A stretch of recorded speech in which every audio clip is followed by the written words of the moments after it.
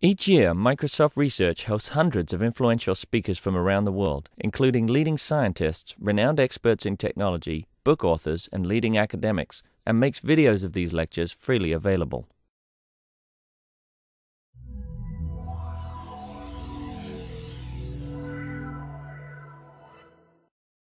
The speaker today is Ben, who's been an intern here, and also he's a student at University of Washington.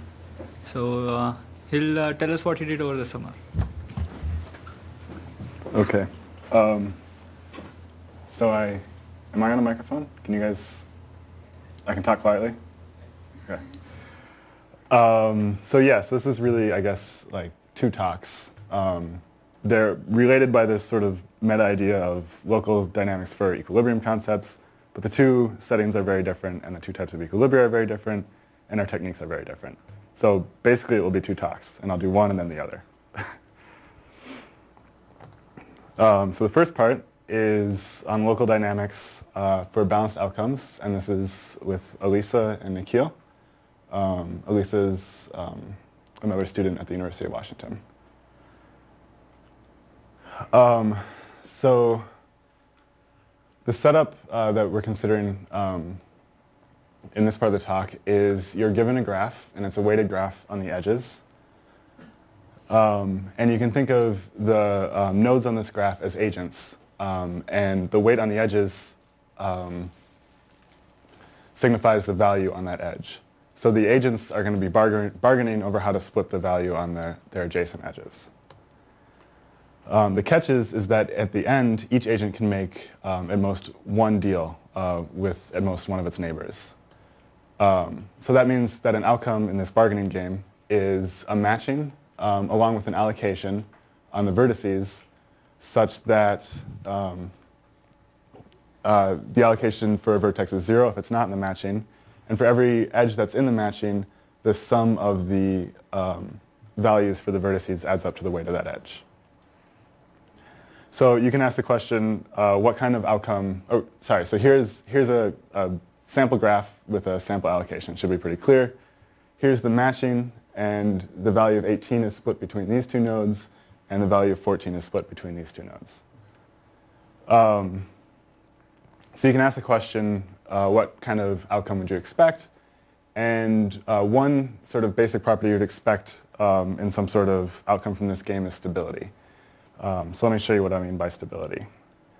So this is the outcome that I showed you in the last slide, but if you look at this edge right here, the sum of these allocation values adds up to 10, which is less than the weight of this edge. So that means that even though these two vertices are making deals with other neighbors, if they made a deal with each other, then they could actually get more than what they're currently getting. Like this person can get 2.5, and this person can get 8.5. So this is an unstable edge, and a stable outcome is an outcome in which every edge is stable. So that means that xu plus xv is greater than or equal to the weight of edge uv for all edges. So this is kind of the most basic thing we would want in a solution concept for this game. But we can also incorporate a notion of fairness in terms of the solution. So let me take a quick detour to talk about Nash's bargaining solution, and then we'll talk about how that generalizes to this case. I'm sure probably half of you have seen this stuff before. So in Nash's bargaining game, there's two players, and they have W dollars to split among each other. And if they don't make a deal, then player 1 gets alpha 1 and player 2 gets alpha 2. So you can ask what's a reasonable way to split the money, and Nash's bargaining solution says that you should just split the surplus, which is the amount of money minus the two alternatives. So here's a little, so if this right here is the amount of money you have to split, this is what player 1 would get if they didn't make a deal, this is what player 2 would get if they didn't make a deal. Then you split it right here, player 1 gets this, and player 2 gets this. And this is the... Split means divided half. Yeah, so this distance is the same as this distance. So this is Nash's bargaining solution, and in a more general setting, Nash proved that he gave some axioms that seem reasonable for how you would split this, and this is the unique solution that satisfies those axioms. So a balanced outcome, which is the kind of solution concept I'm talking about for this bargaining network, generalizes Nash's bargaining solution for graphs. So before, we had these alternatives, alpha 1 and alpha 2, as just sort of given as part of the input to the game. But on a graph, we're actually going to have them defined by the outcome on the graph itself. So the alternative for vertex u is you look at, suppose u is in the matching, and you look at all of its neighbors except for the one that it's matched to, and you look at the weight on the edge to that neighbor minus what the neighbor is getting. So that's what you could get from that neighbor, and then you take the maximum of that with 0, because u doesn't have to make a deal with anybody if he doesn't want to. And a balanced outcome is a stable outcome such that... What's the second maximum over matching? This is just the maximum between these two quantities. It's the maximum between this and 0. So a balanced outcome is a stable outcome such that for every matched edge, they satisfy Nash's bargaining solution with the alternatives defined in this way. And this is the same as saying that xu minus alpha u is the same as xv minus alpha v, assuming that xu and xv add up to the weight of the edge. So here's an example. This is the same input graph. This has no neighbor besides the one it's matched to, so its alternative is 0. This is getting minus 2 from here, 5 minus 7, but 4 from here, so its best alternative is 4. This guy's getting 0, and this guy's getting 0. So you see that 7 minus 0 is equal to 11 minus 4, and 7 minus 0 is equal to 7 minus 0. So this is a balanced outcome, I think.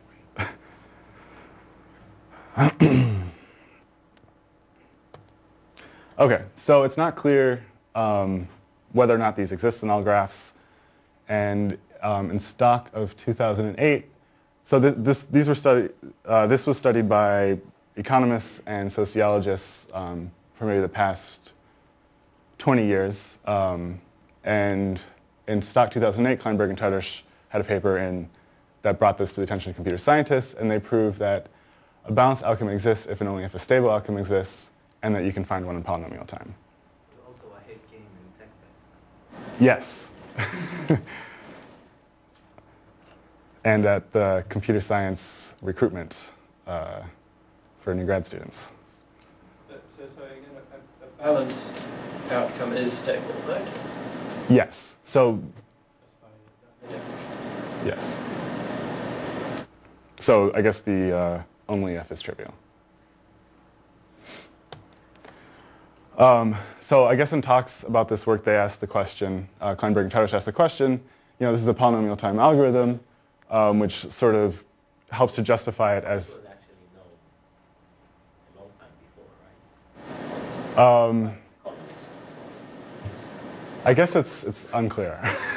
I know people have been talking about that. I don't know yet. This may have been known. Even when you say known by physicists.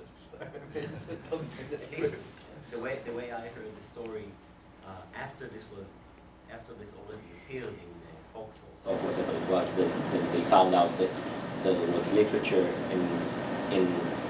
by economists like 20 years ago that already elaborated. So they definitely have talked. There's definitely stuff about this that they didn't talk about in their paper in the economics literature. And I think this top part is pretty easy to see. Do it again. The if and only if. I don't know about the polynomial time algorithm though. But I don't know. I need to look more into it. In any case, they asked this question: are there natural local dynamics that converge quickly to a balanced outcome? So here's an idea, which is start with a fixed matching and just do the following algorithm. Just keep repeating to pick an arbitrary edge and balance it. And what do I mean by balance it? I mean set the endpoints so they satisfy this balance condition. I saw the question, but I didn't understand the motivation. Oh. There is an algorithm. So there is an algorithm, but if it's a justification for an equilibrium is that it can happen in practice. So one sort of test that it can happen in practice is that there's an algorithm to compute it. But beyond that, if the only algorithm that computes it needs knowledge of the entire game or the entire market, then it's a little bit less realistic. So we want an algorithm that, where the nodes sort of act only with information that they have and can still compute this equilibrium. So start with a fixed matching M, and then repeat this step where you choose an arbitrary edge and balance it. So what we did some work this winter with Yossi, Elisa, Nikhil, and Yuval, and we showed that these dynamics do converge to a balanced outcome whenever one exists on the matching M that you start with. So this requires a fixed matching M. So this sort of left two open questions. One was we actually don't have, the best time bound we can show is an exponential convergence rate. And we don't know whether or not that's tight. So we'd like to prove that this is polynomial. But another open question, which is the one I'm going to talk about today, is these dynamics assume you start with a fixed matching. So it'd be nice to have an algorithm where the matching is computed along with the allocation. And that's one thing that we worked on this summer. So if there's no, if this specific matching you started with does not contain a balance. If it's not optimal. Then you're not going to converge. No, so actually you'll still converge, but it won't be a stable outcome. So it's a balanced outcome exists on matching M if and only if M has a stable outcome, which happens if and only if M is a maximum matching. Which happens? If and only if M is a maximum matching. Almost. I mean, there's some... Yeah, I mean, so if and only if M is a maximum matching and a maximum matching is a maximum fractional matching. I mean, assuming that there exists a balanced outcome on the graph. I'm sorry, So any maximum matching would work? if there is a balanced outcome on that graph, then any maximum matching would work. And so here you can choose the edges arbitrarily as long as you choose each one infinitely over. Exactly. Yeah, so you need some sort of non-starvation, but besides from that, you can choose the edges arbitrarily. And we also assume that you choose the edges in such a way that you make at least like epsilon progress each,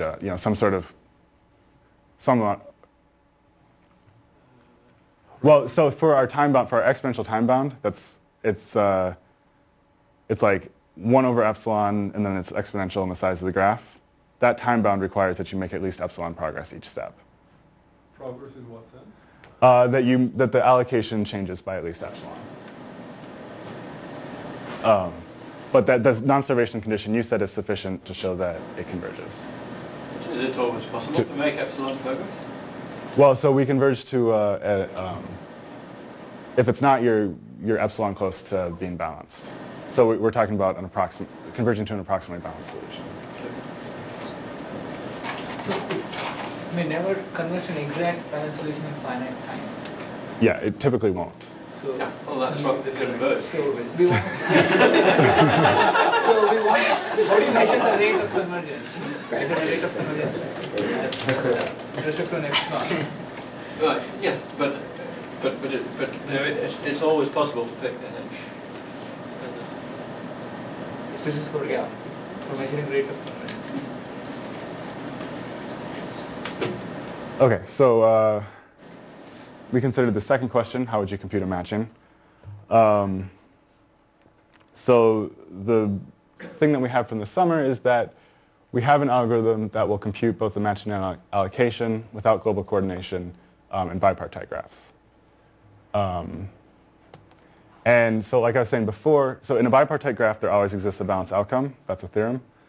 And as I mentioned, a balanced outcome exists with M if and only if M is maximum. So an algorithm that computes a balanced outcome will also have to compute a maximum matching. So you can ask the question, does there exist a local algorithm, a known local algorithm to compute a maximum matching? And the answer is yes. So I guess in the 1980s, Bert Sikas, who is at MIT, did some work on this auction algorithm, which is an algorithm for maximum matching in bipartite graphs. And you can think of it as a local algorithm. So I'm going to describe the algorithm. So the algorithm, okay, so I'm going to call, we have a bipartite graph with bipartition U and V. And I'm going to call U the bidders and V the items. You can think of it as an auction. And this algorithm, so there's different ways to describe it, and this is a way that I'm going to describe it that makes it easy to think about in terms of these balanced outcomes. So this algorithm will maintain an allocation X on the vertices and a matching M. And BUV is going to be, I'm going to call the offer of U for V.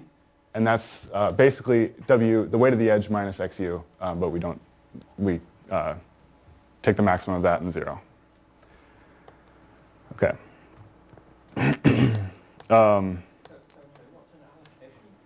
So an allocation is a vector on the vertices. A real, so it's a. Satisfying the. No, I'm just saying it's a map from the vertices to the positive real numbers for now. So the initialization is we set, on the left-hand side, we set all the bidders' allocation to infinity, and on the right-hand side, we set the allocation to 0. And we start with an empty matching. And the algorithm keeps repeating the following until we have a perfect matching. So I'm going to assume that the two sides both have size n, and we just add 0 weight edges if we need to. And that is a complete graph. So we select an unmatched bidder, and so I'm going to illustrate this too. So take this unmatched bidder and look at the item that gives it the highest offer. Call that item V star. Let rho be the offer from V star, and let sigma be the second highest offer. The auction algorithm, so this is one version of the auction algorithm, says set the new value for XU to be between rho and sigma. And actually anywhere in between rho and sigma will work, but I'm going to just assume that right now it's you take the average of the two.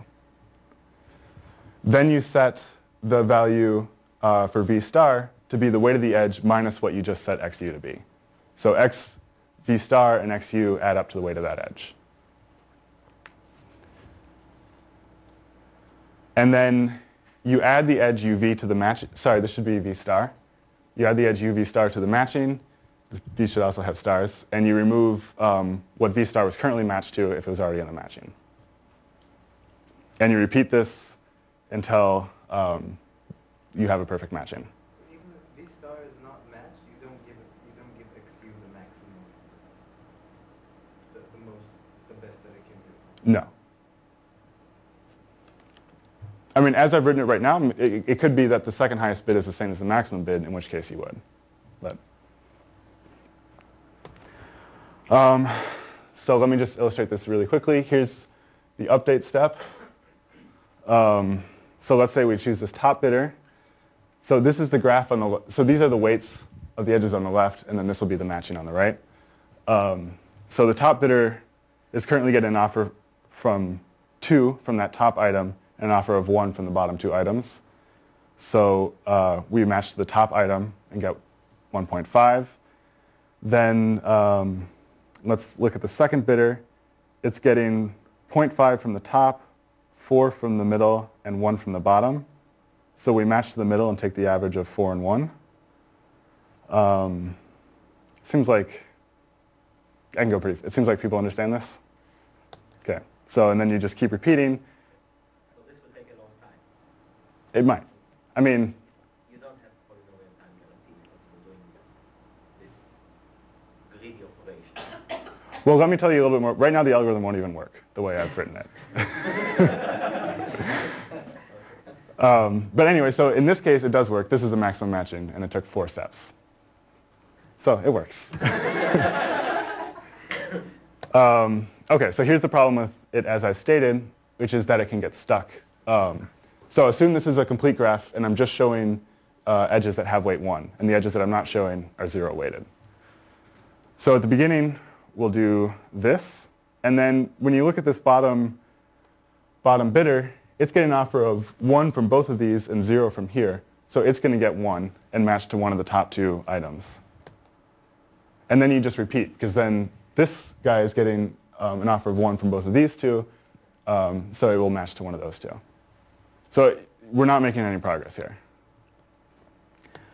So the actual way to implement the auction algorithm is to change the update rule to make sure you reduce it by some amount epsilon each time, some small epsilon. And so let me just quickly outline. I don't want to talk too much about the auction algorithm because it's old and not what I did, but let me just say why it works real quickly. So you can show that the allocations on the left are decreasing, and that means that the allocations on the right are increasing. So you have some sort of progress. So by the way, this proof is a lot this is a lot like stable marriage. For those of you who know the Gale-Shapley algorithm for stable marriage, the proof is similar as well. So once an item V is matched, it stays matched. That's not hard to show. And then with this, the way I change it so you subtract epsilon each time, you know you make some positive progress each time. And then the auction algorithm is set up so that you're always matched to the person who's given you the best offer within epsilon. So this means essentially that you're within epsilon of being a vertex cover. So this is a primal dual algorithm. So the allocation values are within epsilon of being a vertex cover. So when the size of the matching is high enough, you have some sort of relaxed complementary slackness. And for small enough epsilon, and if you have integer edge weights, this means it's actually the matching is going to be optimal. So that's just the outline of the proof. So if you can think of this now as like a 2-phase algorithm, where first, these agents compute a maximum matching, and then they go to the edge balancing dynamics that I described earlier to compute a balanced outcome. But that's not very satisfactory because that requires some person who has global knowledge saying, okay, now switch to phase 2. So what if we change the auction algorithm to interleave the balancing steps with the auction steps? So now, instead of just choosing an arbitrary unmatched bidder, we're just going to choose any bidder. If U is not in the matching, then do the auction step as normal. If U is in the matching, then do the balancing step, basically. That's what this is right here.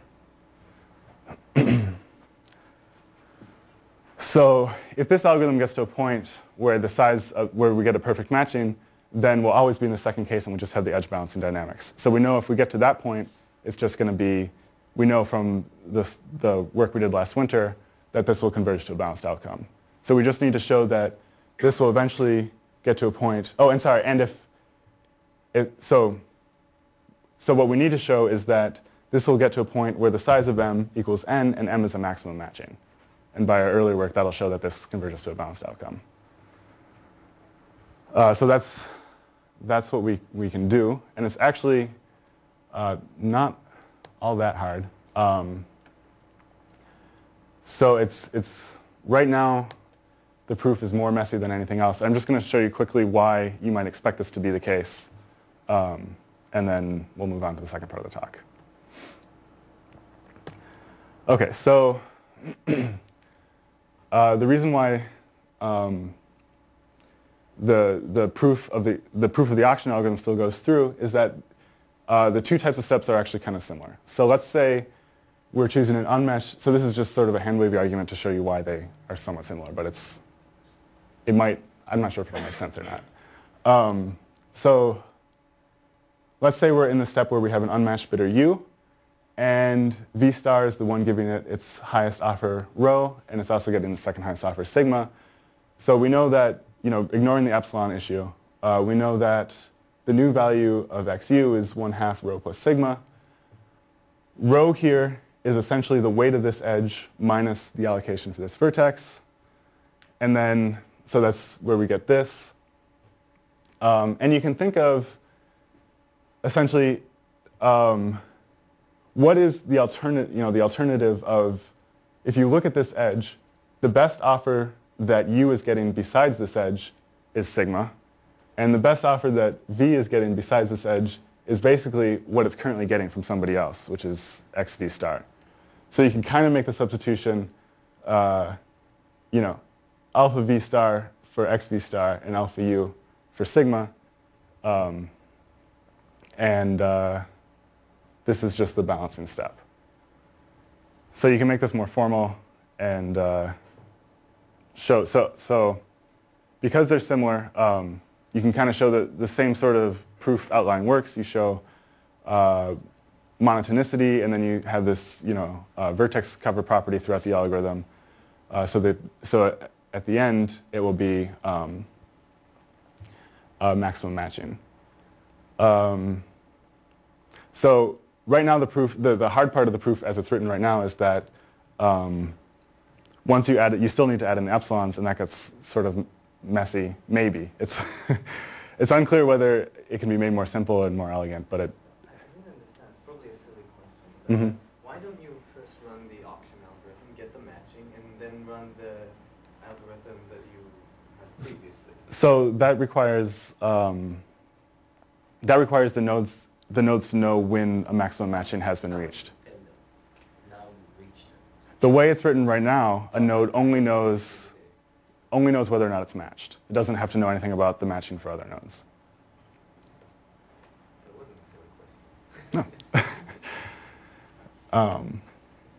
Yeah, I mean, that would... So that's basically all I want to talk about with this. We definitely have more stuff we want to do. So the algorithm as it's written requires this specific initial conditions of the auction algorithm. And it doesn't treat the vertices symmetrically. There's one side and they do all the bidding, and the other side is just the items. And because of this, we don't know how to extend it to general graphs. So we'd like to find an algorithm that does each of these three things. Is there an auction algorithm for general graphs? No, not that I know of. So the auction algorithm is similar to the Gale-Shapley algorithm for a stable marriage. Stable roommates. In stable roommates, there is an algorithm, but it might not be quite so distributed. I'm not sure. That's definitely, we want to look into that stuff. Also, there's a gap. I mean, if you just write a standard constraints for matching in a general graph, then you have a gap of 2 between the client and the door. Right? It's not strong enough to capture matching. Right. Well, but it turns out that a balanced outcome, I mean, it's not hard to show using duality. A balanced outcome exists on the general graph if and only if that gap is 1. That gap being 1, that's the condition for a stable outcome. A stable outcome is essentially optimal primal dual pair to this matching relaxation. So since a balanced outcome exists if and only if a stable outcome exists, balanced outcome exists if and only if the gap is there is no gap.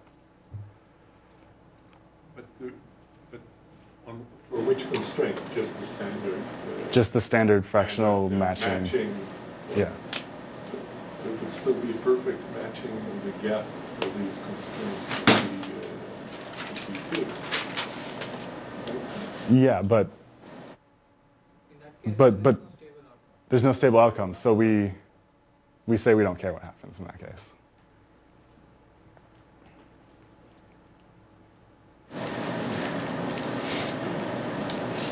And then the other question is, of course, trying to prove that the edge balancing dynamics themselves just converge in polynomial time.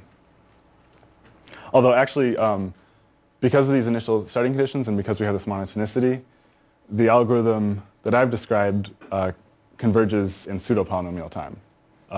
So it depends on the weights of the edges. It depends linearly on the weights of the edges, but in terms of the size of the graph, it converges in polynomial time. Are there any other questions from the first part? So, I mean, maybe your algorithm seems more natural than the edge balancing algorithm, right? Because, I mean, the whole point is that there are several alternatives, so why shouldn't people change the deal? Change the matching, making deals with each other. Sorry, what was the last part? Well, just a comment that I mean, maybe your algorithm is more natural than this simpler edge balancing algorithm, because you would expect if people are negotiating, they would really make use of the fact that there are other alternatives, so the matching would change. Mm-hmm. Yeah, that's. I mean, we hope it's more natural.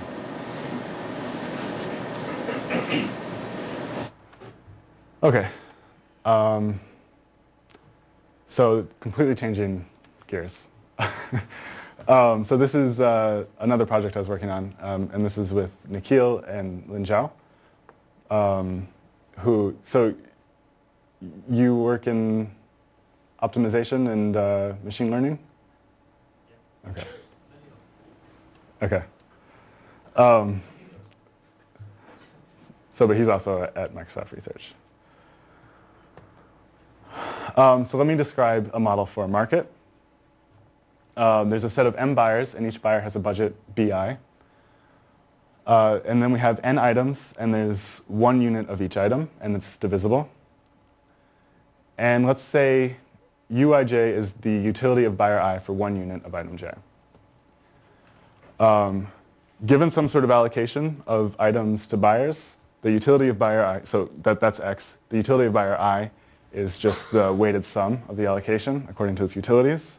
So this is where the linear comes from. And it'll just be convenient to scale things so that the sum of the budgets is 1, and for every buyer I, the sum of the utilities is 1. So what is an equilibrium in this market? So in general, a market equilibrium is a way to match the demand of the buyers to the supply of the sellers using prices. So in this case, there's two conditions for being in equilibrium. The first is that for every bidder I, the vector, an equilibrium is a price vector on the items and an allocation. So the first condition is that for every I, the vector xi maximizes the following optimization problem, which this is just the utility, and this is just the constraint that no bidder spend more than its budget. So given the prices, every buyer should be getting an optimal bundle of items. That's one constraint for an equilibrium. The other constraint is that the market clears. So every seller sells every unit, sells the complete unit of its item. So if these two conditions hold, we say that the allocation x and the price vector p are in equilibrium.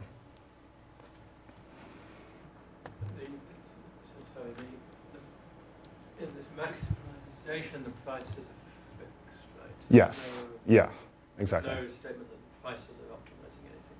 Exactly. Given that the prices are fixed, xij maximizes this.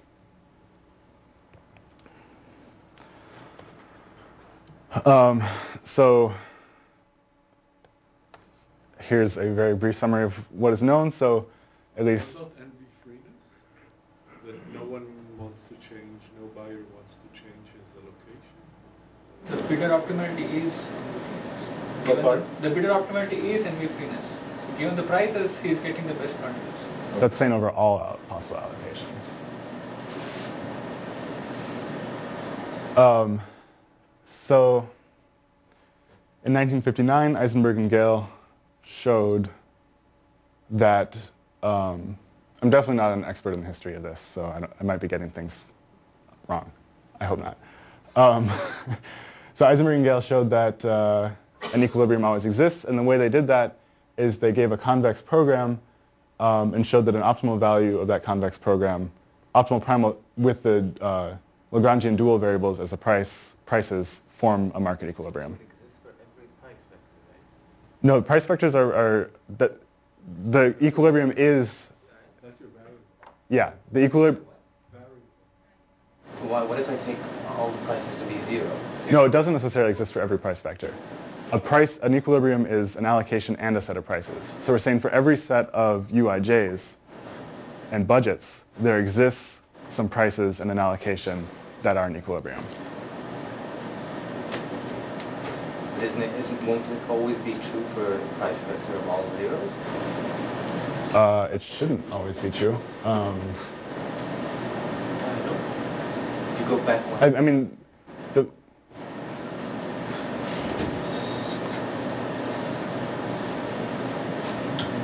so if so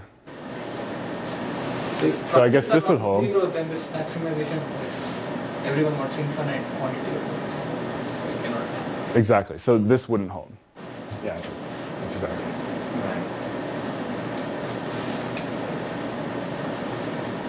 If prices are all zero, you could always satisfy your budget constraint.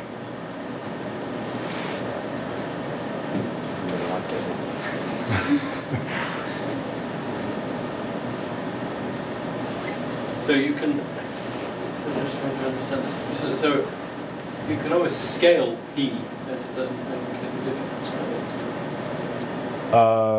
To whether you have an equilibrium or not. It does because the budgets are fixed.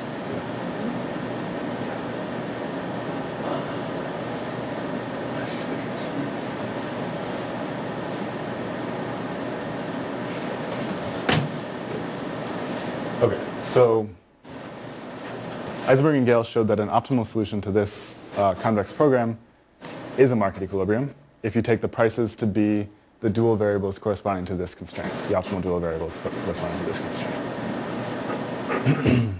And I'm not going to go into that because I'm going to talk about something similar in a little bit. So then in 2002, Nikhil and some other people, Papadimitriou and Saberi and Vazirani, so this is a convex program, so it can be solved using the ellipsoid method. But Nikhil and these other people gave a combinatorial primal dual algorithm that computes an equilibrium. And this is where I'm really not an expert. So there's been some work on some dynamics to compute an equilibrium called Tatonement. I'm probably not even saying that correctly. But I guess this work either doesn't apply to the linear Fisher model or it needs some form of global coordination. So again, our question is, are there local dynamics that compute this equilibrium? So here's one candidate. These are called the proportional response dynamics. And these were introduced for the Fisher market. These were introduced by Li Zhang this year. And Li Zhang is at MSR Silicon Valley. So these dynamics maintain a set of bid vectors. And you can think of the bid as just being the allocation times the price. And we're going to define the price at time t to be the sum of the bids for that item at time t. So here are the dynamics. Given some set of bid vector, some bid vector at time t, we compute the bid vector at time t plus 1 so that it's proportional to the utility that bidder I, so that Bij is proportional to the utility that bidder I is getting from item j. So this is the current utility that bidder I is getting from item j. And we can replace xijt by bijt over pjt. So essentially, we get a new bid based on the old bid times this factor uij over pjt. So wait, this proportional means that for each bidder they sum up to the budget, maybe? Yeah. I'm sorry, I forgot to say that. Yeah. So you scale these so that they sum up to the budgets. Exactly. For each bidder.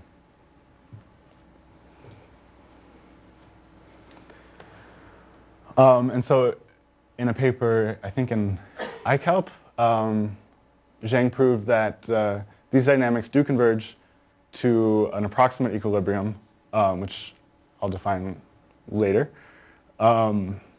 in time that's polynomial in the number of bidders, the number of items, 1 over the approximation factor, and 1 over the minimum utility and 1 over the minimum budget. And remember, these are scaled so that these add up to 1 for each bidder, and those add up to 1. So this is pseudo-polynomial time. What we'd really like is to prove that these dynamics converge polynomial and log of these quantities. And that was our goal for this summer. Wait, epsilon? Oh, so yeah, and epsilon, and 1 over epsilon, and m and n.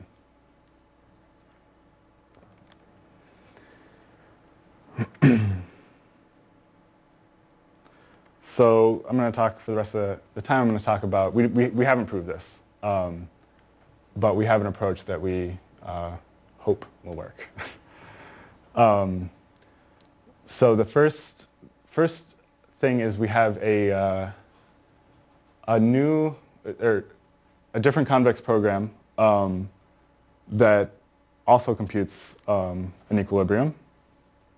So this convex program, the bij's are the variables. And here I've written this constraint pj is equal to the sum of the bij's, but that's just, think of that as a symbolic constraint, because that's the only place where the pj's appear. So just think of this pj as the sum of the bij's. So the variables are the bij's, and this is the convex program. So the main constraint is that the bids add up to the budgets. The sum of the bids for each bidder adds up to its budget. And then we have this kind of weird objective function.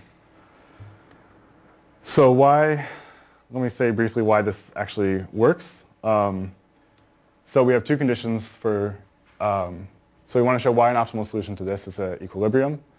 So we have 2 conditions. The first is market clearance, and that's easy because for every I mean, we maintain market clearance at every, sorry, forget what I just said. So we sum the xij's, and that's equal to the sum of bij over pj, and we define pj to be the sum of the bij's, so that's just equal to 1. That's just by the way we've defined pj. We have market clearance. So the interesting part is to show bidder optimality. And so to do that, the first observation is that if you call this objective function f, and you take the derivative with respect to bij, it's pretty straightforward to show. I mean, you just do it, and it gets to be this quantity, log of uij over pj minus 1.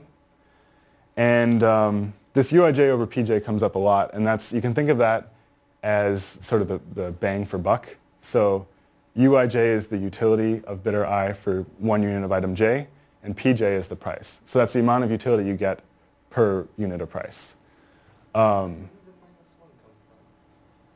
It comes. Oh, right, okay.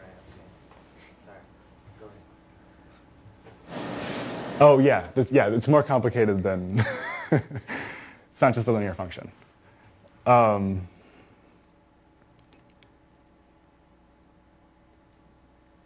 Okay, so like I was saying, this is the bang for buck, and bidder optimality, I had it written as the xij's optimize this optimization problem.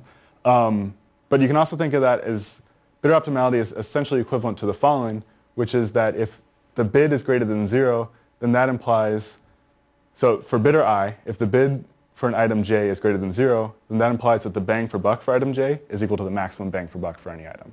That's what an optimal solution to that problem looks like. So let's say, so I claim that an optimal solution to this problem has this property. And suppose it didn't. So suppose that there is a j such that bij is greater than 0, but this is not equal to the maximum value.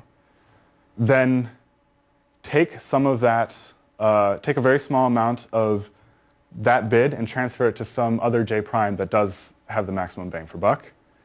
Because the gradient is monotonic in bang for buck, that means that we'll actually improve the value of this objective function if we take Bij to be small enough. So that's a contradiction, so we have that this holds, and so that this computes a market equilibrium. So that's the start, and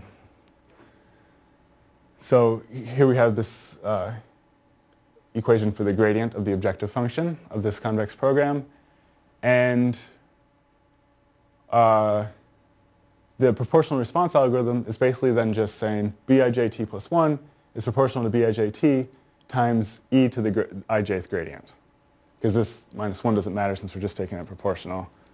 And remember, I should have it written here, but proportional response was just Bij times the bang for buck. So as I understand it, and this is definitely Lynn's area, but as I understand it, this is a fairly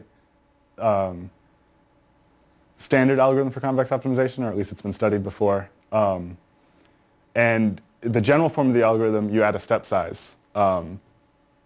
So here the step size is 1 over gamma, and if you add a 1 over gamma here, then that's equivalent to putting a 1 over gamma in the exponent of this bang for buck.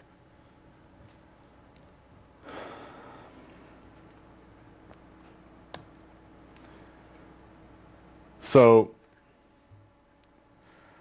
consider these dynamics now. These are like proportional response, but sort of the smaller step size. So we can show that for these dynamics, if there exists a constant L such that this is satisfied, then for any t greater than this quantity, and for any step size that's small enough,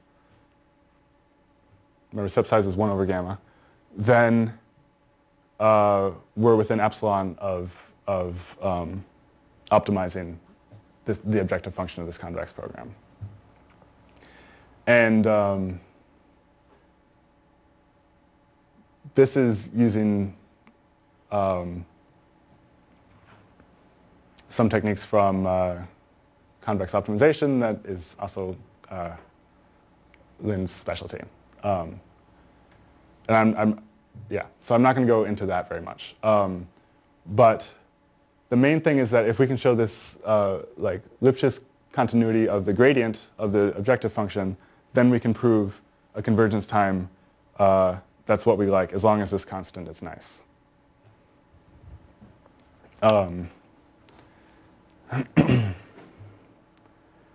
So how do we do that? That's what I'm going to focus on. So let me rewrite what that Lipschitz continuity meant. So let's say we have 2 bid vectors, and let's assume that, as before, Pj is the sum of the Bij's, and let Qj be the sum of the Aij's.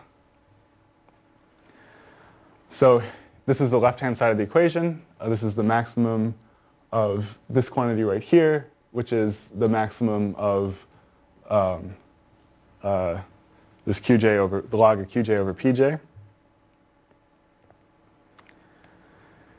So suppose that J star maximizes this quantity, and we can assume that Qj star equals Pj star plus y for some y. Then that means that this is equal to the log of 1 plus y over Pj star, just substituting that in here, which is less than or equal to y over Pj star.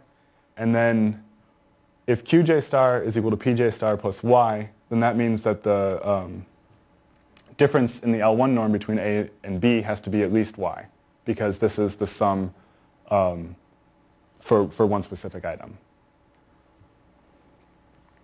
So here so this is basically what we need. So if we can lower bound this, then we can prove this Lipschitz continuity of the gradients. So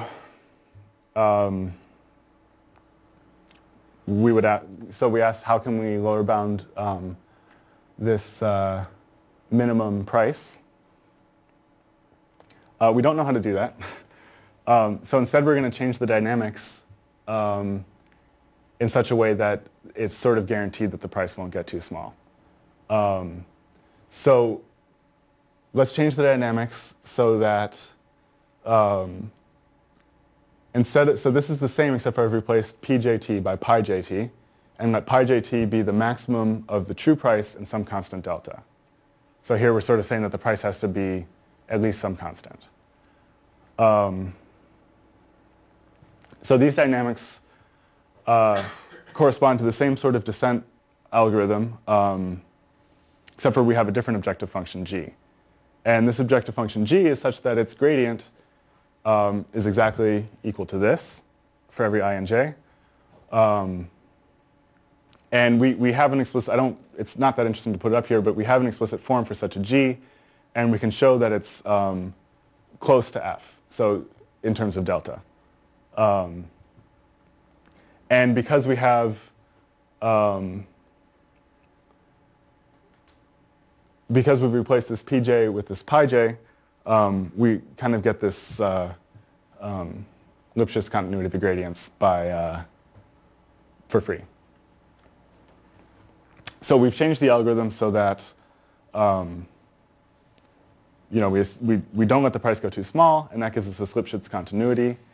And then we show that this new algorithm, it minimizes some other objective function, but the two objective functions are not that far apart. So it's also going to come close to the original objective function.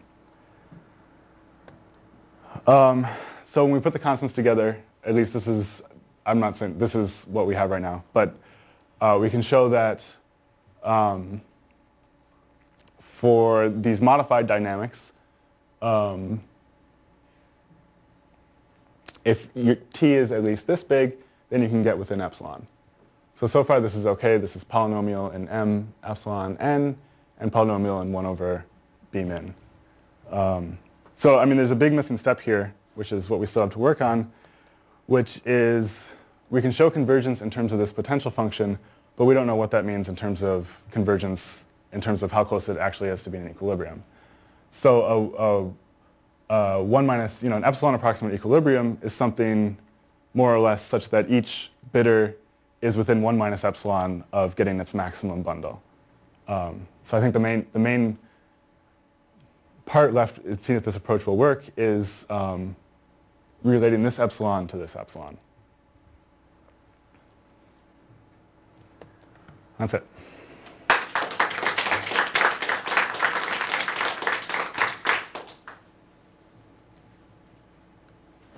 Questions?